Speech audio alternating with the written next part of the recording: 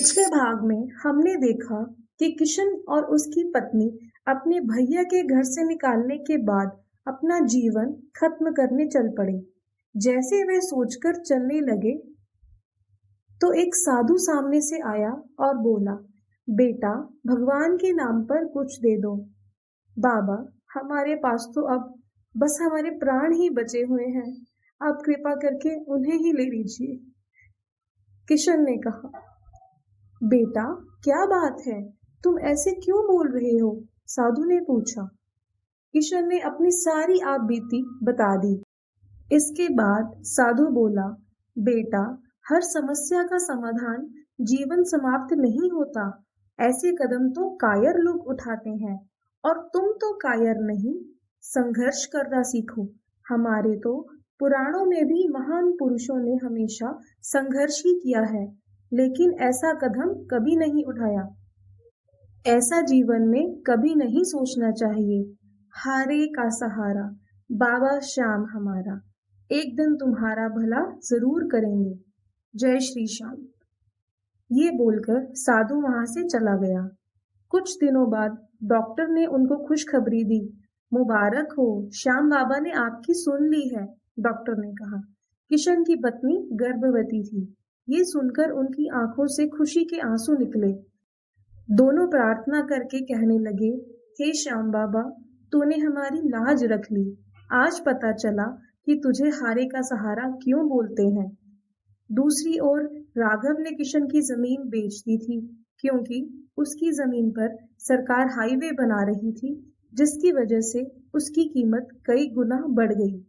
उसने सोचा, अच्छा हुआ मैंने समय रहते ही उसकी जमीन अपने बेटे के नाम करवा ली, नहीं तो वो 2 कड़ी का इंसान आज राजा बना फिर रहा होता। उसने उसी पैसों से एक बड़ी हवेली बना ली। एक दिन उसके पड़ोसी ने पूछा, भाई साहब, हवेली तो बहुत शानदार बनाई है, कितने पैसे लग गए? अरे भाई, पैसे का क्या है, इसमें करीब 3-4 करोड़ ही लगे होंगे, राघव ने कहा। अरे, इतना महंगा घर, इतना महंगा घर बनवाने की क्या जरूरत थी? आपका तो एक ही लड़का है, पड़ोसी ने कहा। लड़का एक है, इसीलिए तो बनवाया है, राघव ने कहा। हम तो टूटे फूटे मकान में रह लिए, पर अपने बेटे को थोड़ी ना वो जिंदगी देनी है, राघव ने जवाब दिया। उसका बेटा सोनू तो अब पैसों में खेल रहा था। एक दिन अपने बाबूजी से बोला, बाबूजी, आपने ये हवेली बनवाकर तो मेरी बड़ी शान कर दी मेरे दोस्तों के सामने। बस मुझे एक गाड़ी और दिलवा दो, उसके बाद मुझे कुछ नहीं चाहिए। अरे बेटा, गाड़ी लेने में क्या बड़ी बात है, बस 2 महीने रुक जा, बची हुई जमीन का पैसा आने दे, फिर तू जो गाड़ी बोलेगा तुझे वो लेकर दूंगा, ठीक है? समय बीतता गया और उसकी मांगे बढ़ती गईं। एक दिन बोला, बाबूजी, मैंने अपने दोस्तों के साथ मनाली घूमने जाना है। ठीक है बेटा, राघव ने बोला। मुझे कुछ पैसों की जरूरत है, तो आप मुझे दे दीजिए बाबूजी। अच्छा, ठीक है, ये लो 50,000 रुपए, कम पड़े तो बता देना, मैं और भिजवा दूंगा। सोनू अपने दोस्तों के साथ मनाली पहुंचा। अपने बाबूजी के दिए हुए पैसों से उसने और उसके दोस्तों ने खूब ऐश करी। महंगे महंगे होटलों में रुकना, शानदार पार्टियों में जाना और अपने पैसों को पानी की तरह बहाना उनका रोज का काम हो गया था। उसके दोस्त, जो सिर्फ उसके पैसों के लिए उसके साथ थे, वे उसका उपयोग करें और अलग अलग चीजों के लिए उकसाते रहते थे। यार सोनू, जिंदगी का असली मजा तो इन सब चीजों में नहीं है, एक चीज में है, चल तुझे वहां लेकर चलता हूँ। ये बोलते हुए उसके दोस्त ने उसको एक गिलास शराब का थमाया और बोला, पास में एक जगह है जहाँ बड़े बड़े लोग आकर अपनी किस्मत आजमाते हैं, एक रात में लाखों कमाते हैं।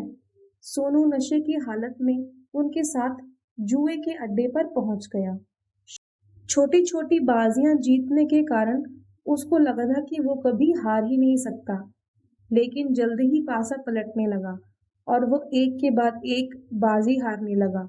वो पैसे जो उसके पिता ने दिए थे वो सब खत्म हो गए थे। उसने अपने आप को साबित करने के लिए जुए के मालिक से एक मोटी रकम उधार ले ली, ये सोचकर कि वो बाजी में जीत कर उसे लौटा देगा। लेकिन उस रात किस्मत उसके साथ नहीं थी और वो उधार लिए हुए रुपयों का भी हार गया। अब उसके सर पर बहुत बड़ा कर्ज था।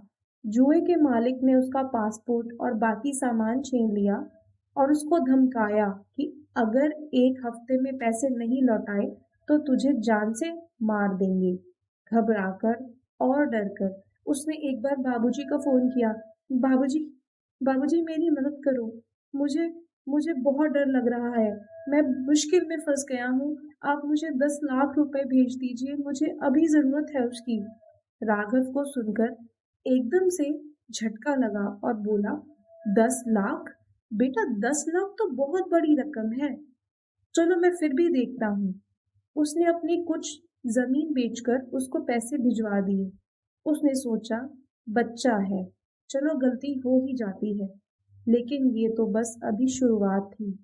सोनू के घर लौट आने पर उसे बिना मेहनत करे पैसे उड़ाने की लत लग गई थी।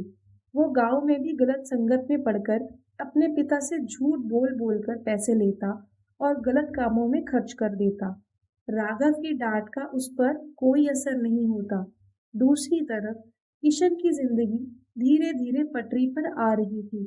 उनके घर एक बेटे का जन्म हुआ जिसका नाम उन्होंने मोहन रखा। किशन दिन रात मेहनत करता और उसकी पत्नी घर संभालती और मोहन को अच्छे संस्कार देती। उनके पास राघव जैसी हवेली तो नहीं थी, पर उनके छोटे से घर में प्यार और शांति थी। उनका बेटा मोहन पढ़ाई में बहुत होशियार था और अपने माता पिता का आदर सत्कार करता था। उधर राघव की हालत बिगड़ती जा रही थी। सोनू के कर्ज चुकाने के लिए उसने अपनी बची खुची जमीन के टुकड़े भी बेचने पड़े। गांव में उसकी इज्जत मिट्टी में मिल चुकी थी। जिस बेटे के लिए उसने अपने भाई को घर से बाहर निकाला था, आज वही बेटा उसकी बर्बादी का कारण बन रहा था। एक दिन हद हो गई। कर्जदार उसके घर में पहुंचे और पैसे मांगने लगे। वो कर्ज इतना ज्यादा था कि उसे सिर्फ और सिर्फ वो हवेली बेचने के बाद ही वो पूरा कर सकता था। फलस्वरूप वो आलीशान हवेली जिसे उसने बड़े घमंड से बनवाया था, उसे वो बेचनी पड़ी। भारी मन से अपनी हवेली बेचकर उसने वो पैसे कर्जदारों को लौटा दिए। जिस हवेली को देखकर वो बड़ा इतराता था, आज उसकी अपनी ही हवेली से वो बेघर हो गया था। सोनू भी इस सदमे को बर्दाश्त नहीं कर पाया और एक रात वो घर छोड़कर भाग गया, अपने पिता को अकेला और बेसहारा छोड़कर। राघव अब बेसहारा होकर दर दर भटकने लगा। जिन लोगों के सामने वो अपनी ताकत दिखाता था, आज वो लोग उसको देखकर मुंह फेर ले रहे थे। भूख से लाचार एक दिन बारिश में वो एक छोटी सी दुकान के छज्जे के नीचे ठंड से कांप रहा था। तभी दुकान का दरवाजा खुला और एक लड़का हाथ में गर्म दूध का गिलास और कंबल लेकर बाहर निकला। बाबा, यहाँ ऐसे क्यों बैठे हो? चलो अंदर चलो।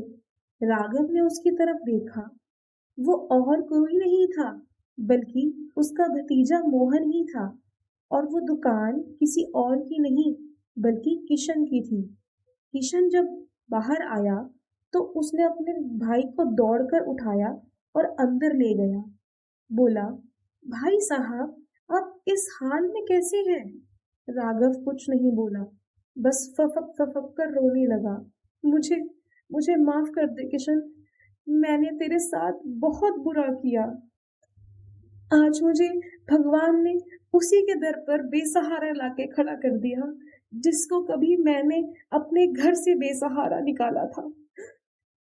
ऐसे करके वो रोने लगा।